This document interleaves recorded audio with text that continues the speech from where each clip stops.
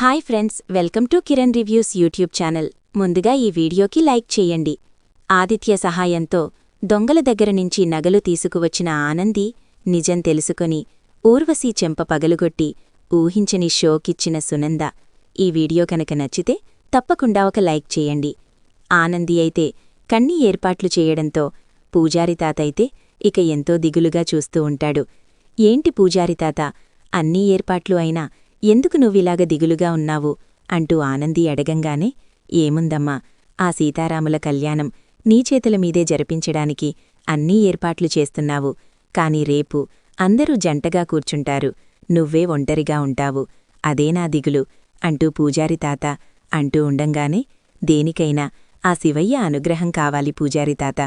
ఈ రంగుముగ్గులు వెయ్యాలి అంటే మనం కష్టపడినట్టే, ఖచ్చితంగా జీవితంలో మార్పు రావాలి అంటే మనం ఓర్పుగా ఉండాలి అంటూ చెప్తూ ఉంటుంది ఆనంది.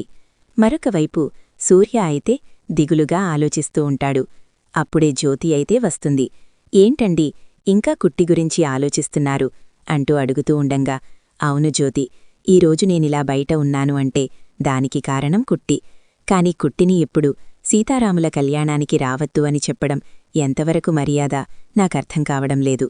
తను ఎంతగా బాధపడుతుందో ఈ విషయం తెలుసుకొని తను చాలా దిగులు పడుతుంది అంటూ సూర్య అయితే చెప్తూ ఉంటాడు.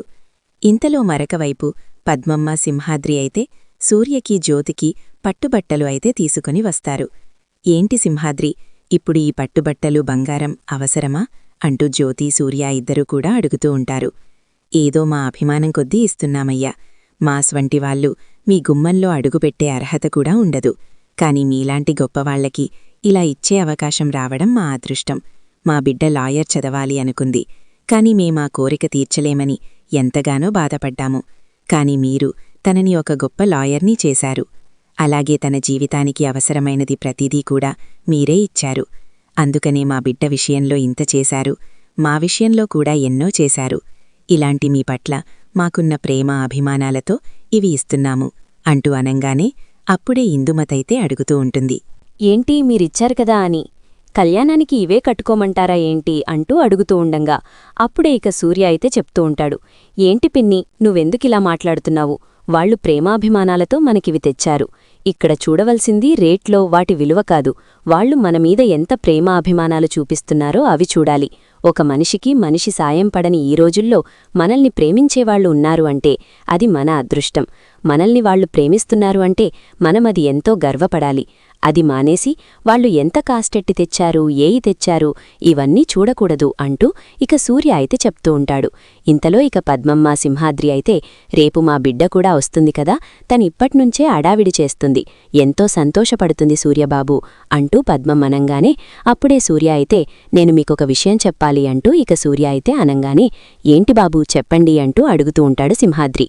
ఏమీ లేదు, రేపు మా వియ్యంకులు కూడా సీతారాముల కళ్యాణానికి వస్తున్నారు అంటూ అనంగానే, అయ్యో, మేమొస్తున్నప్పుడు వాళ్లు రావడానికి ఏముందిలే బాబూ, వాళ్లు వస్తారు అంటూ అంటూంటాడు సింహాద్రి.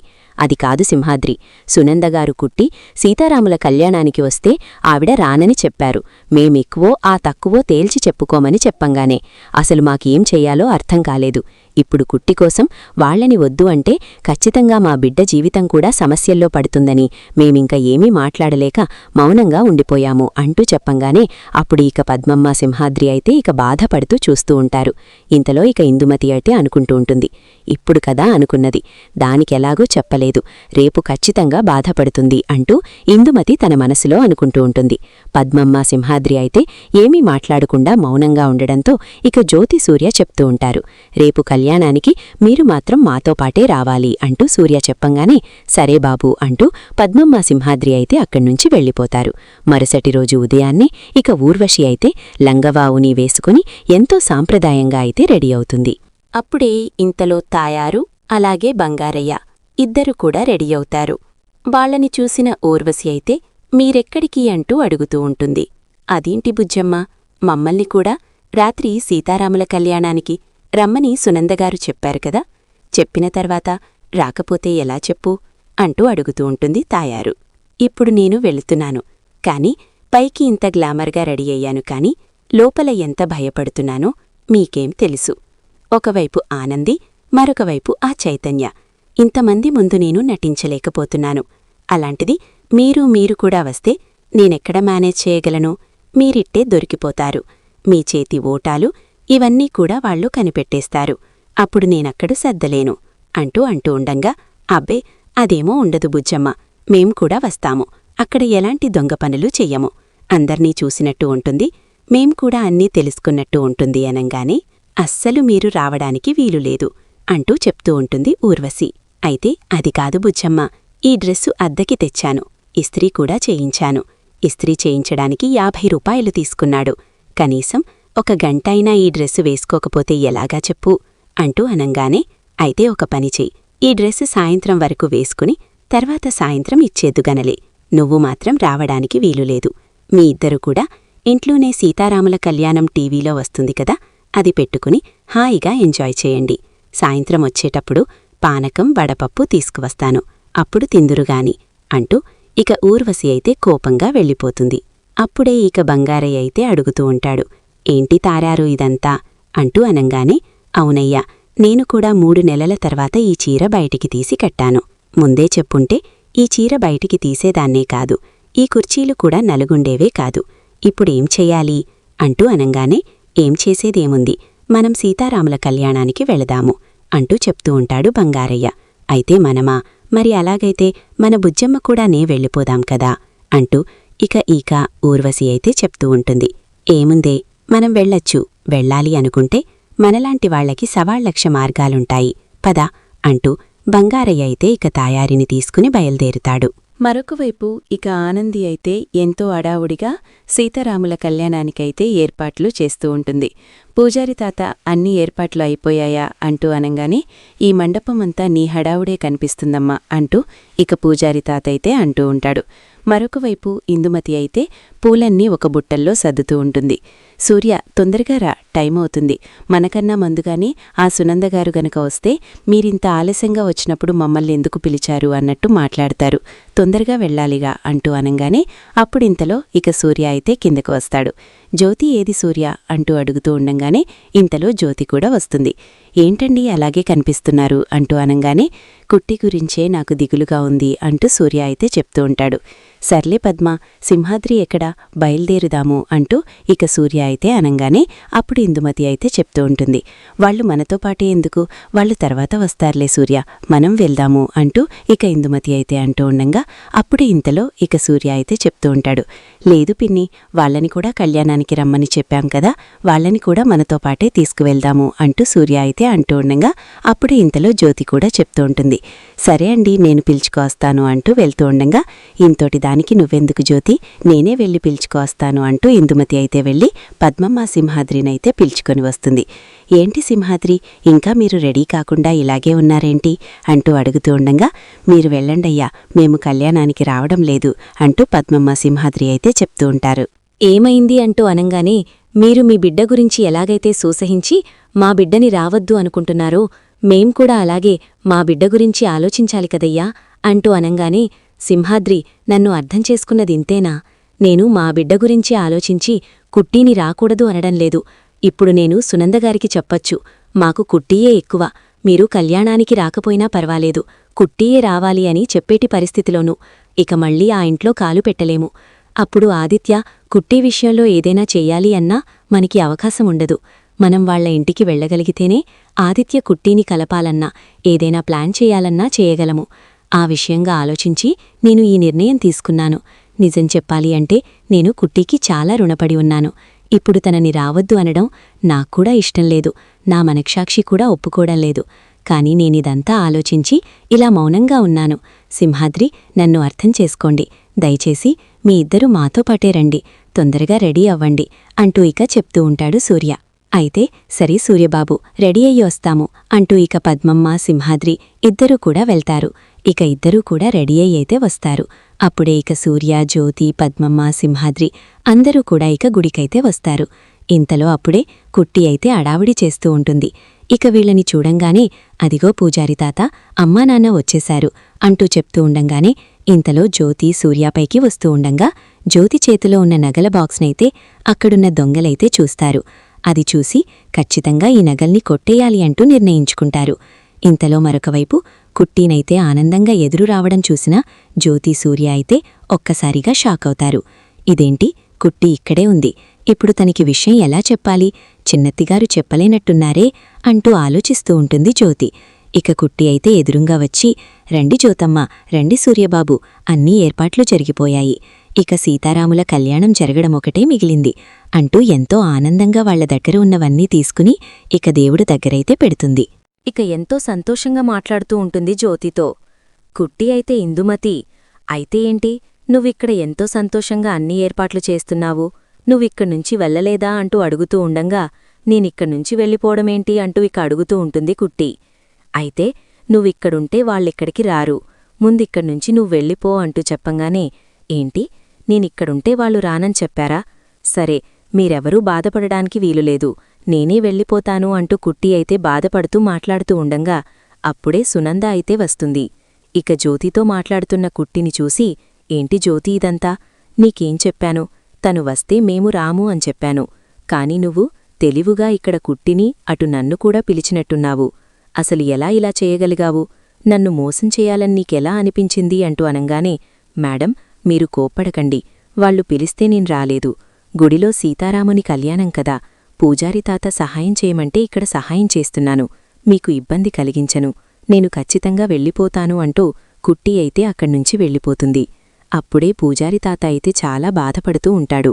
రాత్రినుంచి కుట్టి ఎంతో సహాయం చేసింది, ఎంతో అడావిడి చేస్తూ ఇవన్నీ సర్దింది, కాని ఆఖరికి కళ్యాణానికి కుట్టి లేకుండా వెళ్ళిపోవలసి వస్తుంది. ఇప్పటివరకు ప్రతి సంవత్సరం కూడా కుట్టి చేతుల మీదగానే అన్నీ జరుగుతున్నాయి. ఈ సంవత్సరం ఎందుకు ఆ సీతారాములవారు తనని దూరంగా నెట్టేశారు, అర్థం కావడం లేదు అంటూ చెప్తూ ఉండంగానే ఇంతలో సునంద అయితే కోపంగా అడుగుతూ ఉంటుంది, ఇప్పుడిక్కడ ఎవరుండాలి, మేముండాలా, తను ఉండాలా చెప్పండి అంటూ అనంగానే, అయ్యో, మిమ్మల్ని వెళ్ళిపోమని ఏమీ అనడం లేదు, కుట్టియే వెళ్ళిపోయిందిగా, మీరే ఇక్కడ ఉండండి అంటూ పూజారి తాత అయితే చెప్తూ ఉంటాడు. ఇంతలో ఇక కళ్యాణానికి అన్నీ ఏర్పాట్లు చేస్తూ ఉండంగా అక్కడున్న దొంగలైతే స్మోక్ పాంబైతే వెలిగించి నగలైతే ఎత్తుకొని వెళ్ళిపోతారు. అప్పుడే ఇక అది చూసిన ఆనంది అయితే వాళ్ల వెంట అయితే పడుతుంది. ఆగండిరా, నగలివ్వండి అంటూ ఉండంగా ఇంతలో అక్కడున్న ఒక దొంగ అయితే ఆనందిని వెనక్కి అయితే నెట్టేసి ఇక వాళ్ళిద్దరూ అయితే పరుగులెడుతూ ఉంటారు. వెనుకాలే ఇక ఆనంది కూడా వెళ్తూ ఉంటుంది.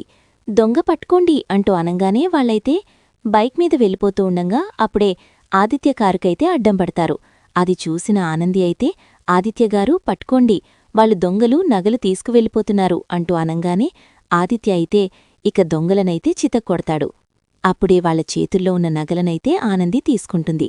అప్పుడే ఆదిత్య అయితే అడుగుతూ ఉంటాడు, ఏమైంది అంటూ అనంగానే, ఇవి ఆ సీతారాముల కళ్యాణం నగలు, జ్యోతమ్మ సూర్యబాబు తీసుకొచ్చారు, వీటిని దొంగతవలి ఎత్తుకువెళ్ళిపోతున్నారు, వీళ్ళని తీసుకుని గుడి దగ్గరికి వెళ్ళాలి, పదండి అంటూ ఇక దొంగల్ని తీసుకుని ఆనంది అయితే నగలు పట్టుకుని గుడి దగ్గరికైతే వస్తుంది. ఆనంది నగలివ్వంగానే పూజారి తాతైతే చెప్తూ ఉంటాడు, చూసావమ్మా కుట్టి, ఆ సీతారాములవారు నువ్వు లేకుండా ఆ కళ్యాణం జరగకూడదు అని ఇలాంటివి చేసుంటారు అంటూ ఇక పూజారి అనంగానే అప్పుడే సునంద అయితే, ఇదంతా ఈ ఆనందీ ప్లానే అయ్యుంటుంది, ఇక్కడ్నుంచి వెళ్ళిపోమన్నారని కావాలని ఇలాంటి ప్లాన్ చేసుంటుంది అంటూ సునంద అయితే ఇక ఆనందిని నిందిస్తుంది. అప్పుడే ఇంతలో ఇక పద్మమ్మ సింహాద్రి అయితే, మా బిడ్డ అలాంటి తప్పు చేయదు, మా బిడ్డ ఏం చేసినా మీకు తప్పుగానే అనిపిస్తుంది అంటూ వాళ్ళిద్దరూ అడుగుతూ ఉంటారు. ఇంతలో ఆదిత్య అయితే వాళ్ళని చితక్కొట్టి, ఇదంతా ఎవరు చేయమన్నారు చెప్పండి, మీరు గనక నిజం చెప్పకపోతే మిమ్మల్ని పోలీసులకి పట్టించి మీకు జీవితంలో ఎప్పటికీ కూడా బయటికి వచ్చే అవకాశం లేకుండా చేస్తాను అంటూ ఆదిత్య అయితే అంటూ ఉండంగా, అబ్బే, అలాంటి పని చేయకండి, మమ్మల్ని క్షమించండి, మేము ఇది వేరేవాళ్లు చెప్తే చేశాము అంటూ అనంగానే అప్పుడీక ఆదిత్య అయితే నిలదీస్తూ ఉంటాడు. వేరేవాళ్లు అంటే ఎవరు వాళ్ళు అంటూ అడుగుతూ ఉండంగా, అంగు, ఆ ఊర్వశియే ఇదంతా చేయమంది అంటూ ఇక వస్తున్న ఊర్వశినైతే చూపిస్తారు రౌడీలైతే. ఏంటి, ఊర్వశి చేయమందా, నిజం చెప్పండి అంటూ అనంగానే, అవును, తనే చేయమంది అంటూ రౌడీలు చెప్తూ ఉండంగా సునందైతే నమ్మదు, నేను నమ్మను, వాళ్ళది ఎంతో సాంప్రదాయమైన కుటుంబం, అలాంటి తను ఈ దేవుడి నగలు ఎందుకు దొంగలించమంటుంది, మీరు గనక దొరికిపోతే ఆనంది ఇలా చెప్పమని చెప్పిందా అంటూ అడుగుతూ ఉండంగా, అయ్యో లేదు మేడం, మేము చెప్పేది నిజమే, ఇదంతా చేయమన్నది ఊర్వశిలే, మీరనుకుంటున్నట్టు వాళ్ళది సాంప్రదాయమైన కుటుంబమేమీ కాదు, తను మాకులాగే ఒక దొంగ, తను సహాయం చేయమందనే మేము కూడా వచ్చాము అంటూ ఇక దొంగలైతే చెప్పంగానే ఆ మాటికి సునందైతే ఒక్కసారిగా షాకవుతుంది. ఏంటి మీరనేది, తను దొంగ ఏంటి, మీ మాటల ద్వారానే తెలిసిపోతుంది కదా మీరు అబద్ధం ఆడుతున్నారని అంటూ సునంద అడుగుతూ ఉండంగా అయ్యో లేదు మేడం మేము చెప్పేది నిజమే కావాలంటే మా దొంగలకు ఒక గ్రూప్ ఫోటో ఉంటుంది ఒకసారి ఫోటో చూడండి అంటూ ఇక ఫోటో అయితే చూపిస్తారు దొంగలైతే ఇక ఫోటో చూడంగానే ఒక్కసారిగా సునందైతే షాక్ అవుతుంది ఇంతలో ఊర్వశి అయితే వచ్చి మేడం నేను సాంప్రదాయబద్ధంగా రెడీ అయి వచ్చాను మీకు ఇలా అయితే ఇష్టమని అంటూ అనంగానే అప్పుడే సునందైతే ఊర్వశి చెంప పదలుగొట్టి సాంప్రదాయంగా రెడీ అయి రావడం కాదు మనిషివి సాంప్రదాయంగా ఉండాలి నీ మనసు సాంప్రదాయంగా ఉండాలి దేవుడు నగలే దొంగలించమని ఈ దొంగల్ని పంపిస్తావా నువ్వసలు ఇలాంటి దానివని అనుకోలేదు నువ్వెంతో మంచిదానివని నువ్వెంతో ఉన్నతంగా ఆలోచిస్తావని నీ కుటుంబం ఎంతో పద్ధతి అయిందని నిన్ను నా ఆదిత్యకి ఇచ్చి పెళ్లి చెయ్యాలి అనుకున్నాను కాని ఆ సీతారాముల దయవల్ల నీ నిజస్వరూపం బయటపడింది కాబట్టి ఇప్పుడు నేను అసలు నిజం తెలుసుకున్నాను కాబట్టి నాకెలాంటి ఇబ్బంది లేదు లేకపోతే నీలాంటి దాంతో నా కొడుకు పెళ్లి జరిగింటే ఏమయ్యేది నా కొడుకు పరిస్థితి ఏమయ్యేది నా చేతులతో నా కొడుకు జీవితాన్ని నేనే నాశనం చేశానని గిల్టీగా ఫీలవుతూ ఉండేదాన్ని అసలు నువ్వు ఇలాంటి ఇంత మోసగత్తవని అసలు అనుకోలేదు అంటూ ఇక సునంద అయితే ఊర్వశికి వార్నింగ్ ఇస్తూ ఉండంగా అప్పుడే ఊర్వశి తల్లి తండ్రి ఇద్దరూ కూడా వస్తారు అప్పుడిక దొంగలైతే చెప్తూ ఉంటారు వీళ్ళిద్దరూ కూడా దొంగలే మేడం వీళ్ళిద్దరూ కూడా ఎవరి దగ్గర ఏం దొరికితే అవే నొక్కేస్తూ ఉంటారు అంటూ ఇక దొంగలు చెప్తూ ఉండంగా అప్పుడే అదే గుడికి ఇక సెడ్జీ కూడా వస్తాడు ఇక వీళ్లని చూసి అవును మేడం నాకు వీళ్ళు 20,000 డబ్బులివ్వాలి ఆ డబ్బుల కోసం వస్తే వీళ్ళు చాలా తెలివిగా నాటకమాడి తిరిగి నా దగ్గరే 15,000 వసూలు చేశారు ఇలాంటి వాళ్లని నమ్మి మీరు మీ అబ్బాయికి ఈ అమ్మాయికి పెళ్లి చెయ్యాలనుకున్నారు మీరు గనక నిజం తెలుసుకొని ఉండకపోతే ఈ పాటికి ఖచ్చితంగా మోసపోయి ఉండేవారు మీ జీవితాలే తలకిందులు చేసేసే బ్యాచ్ వీళ్లంతా ఇలాంటి వాళ్లని నమ్మి మీరు ఎలా పెళ్లి చేస్తాననుకున్నారు అంటూ ఇక సెడ్జీ కూడా చెప్పేసరికి సునంద అయితే కోపంగా ఇక ఊర్వశి చెంపలైతే పగలగొట్టి నీలాంటి దాని మొహం కూడా చూడ్డానికి అసహ్యం వేస్తుంది అంటూ ఊర్వశినైతే బయటికి గింటేస్తుంది ఇక ఆ విధంగా ఊర్వశి నిజస్వరూపమైతే బయటపడుతుంది ఈ వీడియో గనక నచ్చితే తప్పకుండా ఒక్క లైక్ చేయండి మీరు ఇచ్చే ఒక్క చిన్న లైక్ మా ఛానల్కి ఎంతో మోటివేషన్ ఇస్తుంది